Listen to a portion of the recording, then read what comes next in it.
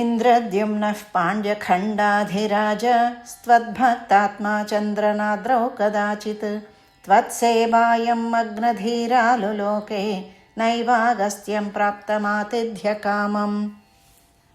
कुम्भोद्भूतिः संभृतक्रोधभारः स्तब्धात्मत्वं हस्तिभूयं भजेति शप्त्वाधैनं प्रत्यगात्सोऽपि लेभे हस्तेन्द्रत्वं त्वत्स्मृतिव्यक्तिधन्यम्।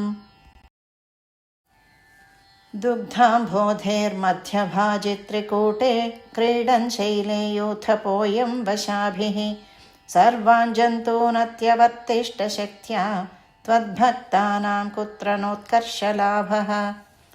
स्वेन स्थेम्ना दिव्यदेशत्वशक्त्या सोऽयं खेदानप्रजानन् कदाचित् शैलप्रान्ते घर्मतान्तः सरस्यां यूथैः सार्धं त्वत्प्रणुन्नोभिरेमे। हुहुस्तावद्देवलस्यापि शापात् ग्राहीभूतस्तज्जले वर्तमानः जग्राहैनं हस्तिनं पाददेशे शान्त्यर्थं हि श्रान्तिदोषि स्वकानाम्। त्वत्सेवाया वैभवाद्दुर्निरोधं युध्यन्तं तं वत्सराणां सहस्रं प्राप्ते काले त्वत्पदैकाग्र्यसिद्ध्यै नक्राक्रान्तं हस्तिवर्यं यथास्त्वम्। आर्तिव्यक्तप्राक्तनज्ञानभक्तिः शुण्डोत्क्षिप्तैः पुण्डरीकैः समर्चन् पूर्वाभ्यस्तं निर्विशेषात्मनिष्ठं स्तोत्रश्रेष्ठं सोन्वगादीत् परात्मन्।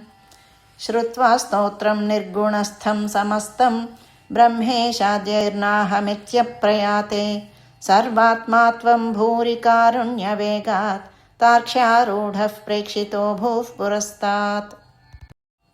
हस्तीन्द्रं तं हस्तपद्मेन धृत्वा चक्रेण त्वं नक्रवर्यं व्यदारीः गन्धर्वेऽस्मिन्मुक्तशापे स हस्ती त्वत्सारूप्यं प्राप्य देदीप्यते स्म।